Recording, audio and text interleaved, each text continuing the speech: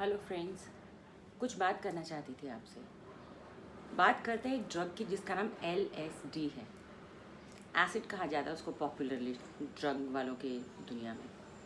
बहुत एक्सपेंसिव होता है, ड्रॉप्स में भी मिलता है, पेपर पे भी मिलता है छोटे छोटे।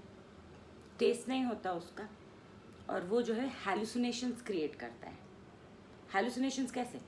अगर आप गुड मूड में हो तो गुड हैलुसिनेशंस क्रिएट करेगा। मतलब जो है हर चीज़ में साउंड, कलर्स और ये सारे डिस्ट्रॉशंस होंगे। आप गुड ट्रिप पे होगे, अलर्ट हो जाओगे।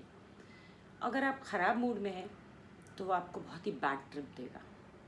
इसके साइड इफ़ेक्ट्स नॉशिया, वोमिटिंग, और सबसे मेंटल साइड इफ़ेक्ट्स इसके ये है कि वो आपको इतना हाई ले जाता है कि बाद में जब 12 घंटे बाद उसका असर कम होता है तो आप एकदम ही लो हो जाते हैं।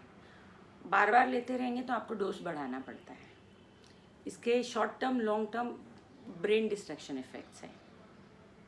आप समझ रहे होंगे, आप सोच रहे होंगे कि ये क्यों बता रही है ड्रग्स के बारे में। आती हूँ बात पे। इसका शॉर्ट टर्म ये इफेक्ट है कि ये आपको बाइपोलर डिसऑर्डर, मूड स्विंग्स के सिम्टम्स को मिमिक करता है। एंग्जाइटी होती है आपको, बहुत एंग्जाइटी होती है, पैनिक होता है आपको, ठीक है। भूख नहीं लगती आपको, चेहरा आपका ऐसा हो जाता है क्योंकि मान लीजिए आपके अंदर एक सो कॉल्ड थोड़ी एनर्जी है गुड फील करने की। अगर वो ओवर ड्राइव पे चली जाए तो ऑब्वियसली आप एग्जॉस्ट हो जाओगे। तो ये जो है मिमिक किया जाता है, मिमिक करता है। LSD का इफेक्ट जो है मिमिक करता है डिप्रेशन के सिम्टम्स को, एंग्जाइटी को। आप मेरी कहानी पूरी ठीक से सुनिए जो मैंने पहले से कहा।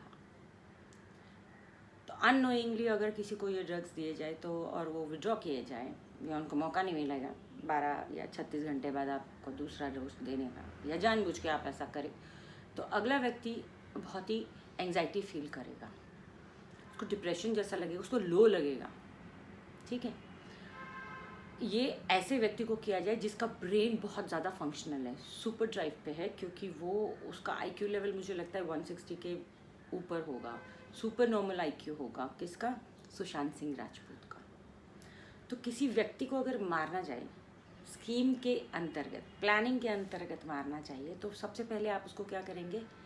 आप उसके ब्रेन को डिफंक करेंगे। इतना पेपी, हैप्पी, हमेशा सपने देखता हुआ ये बंदा, कभी 6-7 सालों में जो पब्लिक लाइफ उसकी रही है किसी ने नहीं देखा, या उससे पहले भी किसी ने नहीं देखा, वो सडनली उसको होने लगी घबराहट, एंग्जाइटी, ठीक है। उसके बाद बाहरी तौर से उसकी पिक्चर की ऐसी तैसी कर दी गई, अच्छे प्रपोजल से लिए गए, फिर उसको OTT पे हुआ या जो भी हुआ, तब तक तो वो धीरे धीरे उसमें जाने लगा। फिर जब उसको सिम्टम्स आने लगे तो आप कहो कि तुम्हें डिप्रेशन की प्रॉब्लम है यार, चलो हम डॉक्टर के पास चलते हैं।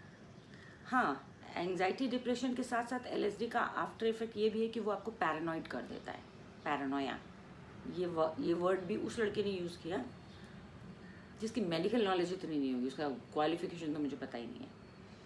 उसके बाद आपको डॉक्टर के पास ले जाएंगे, फिर आपको वो मेडिसिन देंगे जो आपको 12-18 घंटा बिस्तर पे लिटा देंगे क्यूटिपिन जैसे, ठीक है। और आपको एंटी एंग्जाइटी और इतने सारी दवाइयाँ वो तो देते ही है, 4-5 दवाइयाँ, ठीक है, सब कुछ ठीक करने वाला। ऐसा होता रहा धीरे धीरे ये गेम। हाँ, जहाँ तक वीड की बात है, 90% से ज़्यादा लोग हैं ना फिल्म इंडस्ट्री में वीड लेते हैं, और वीड के एडिक्ट बहुत कम होंगे, पर वीड लेते हैं लोग कंसिस्टेंट। वो वीड आपको स्लो डाउन करता है, वीड आपको LSD की तरह हाई नहीं देता। दूसरी बात मैं ये कहना चाहती हूँ, अगर आप किसी से प्यार करते हो तो उससे संबंध भी ख़त्म हो जाए ना।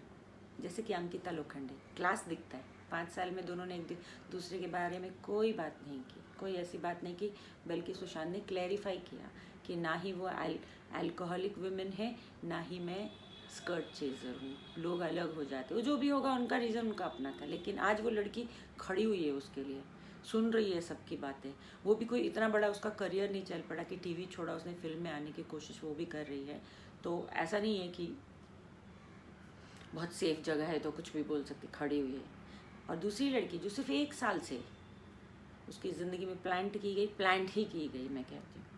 लेकिन अगर वो प्यार करती है तो उसके ऊपर केस तो फिनेंशियल फ्रॉड का था या ब्रीच ऑफ ट्रस्ट का था, उसी के बारे में बोलती, चुपचाप से इंक्वायरी को फेस करती, लोगों को फेस करती, शांति से अपनी बात बताती। ईडी को मिला ना वो आपके चैट से, उनको तो फाइनेंशियल देखना था,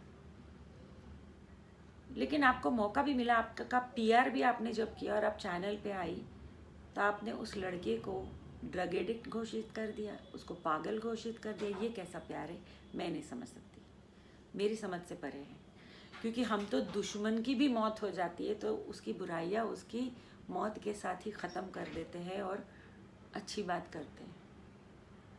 अपने लिए न्याय मांगने के लिए आप किसी को, दूसरे को ब्लेम करके, जो यहाँ नहीं है एक्सप्लेनेशन देने के लिए, ये कैसा प्यार है, मुझे नहीं समझ आता।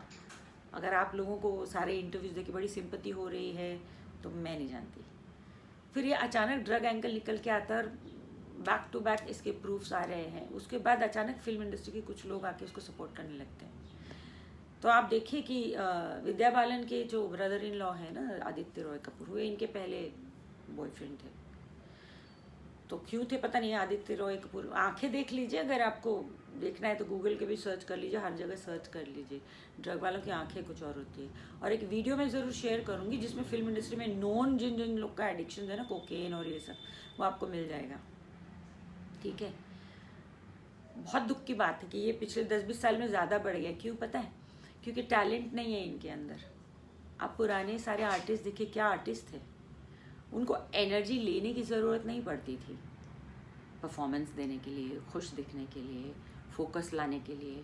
वो होलिस्टिक मेथड से रहते थे और वो रियल आर्टिस्ट थे। ये जो है ना, ये बने बनाए गए हैं, इसलिए इनको एक्स्ट्रा एनर्जी की, फोकस की ज़रूरत पड़ती है। अगर आप अंदर से ही आर्टिस्ट हैं ना, और अगर आपके अंदर वो सारी शिद्दत है तो आपको किसी एक्सटर्नल ड्रग्स की ज़रूरत नहीं पड़ती। नसरुद्दीन शाह कमेंट कर रहे थे, खैर उनके तो एडिक्शन के बारे में पूरी दुनिया जानती है। रणदीप हुडा के बारे में, वो तो वीड तो हर कोई लेता है यहाँ पे।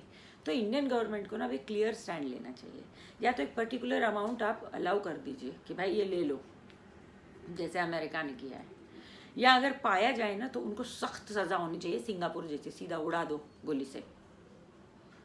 क्योंकि आप नहीं जानती है ड्रग कितने आसानी से हर जगह मिल रहा है और हम जैसे पेरेंट्स भी कितने परेशान रहते हैं। तो मैंने बहुत पहले कहा था उड़ता मुंबई, उड़ता बॉलीवुड तो खैर सबको पता है, लेकिन जो मुझे कहना था और जो मुझे लगा ना, वो मैं आज आपको बता रही हूँ। दोबारा फिर मिलूँगी, क्योंकि जब जब मुझे कुछ खलेगा ना, मैं बात ज़रूर करूँगी, क्योंकि बात करना मेरा हक है, फ्रीडम ऑफ स्पीच। और मैं किसी को गाली गलौच नहीं दे रही हूँ, ब्लेम भी नहीं कर रही हूँ, बस कुछ जो दिल में सवाल है वो पूछ रही हूँ, जो मेरी समझ में है वो बता रही हूँ। अगर आपको भी ऐसा लगता है जैसा मुझे लगता है तो प्लीज़ कमेंट में ज़रूर बताइए।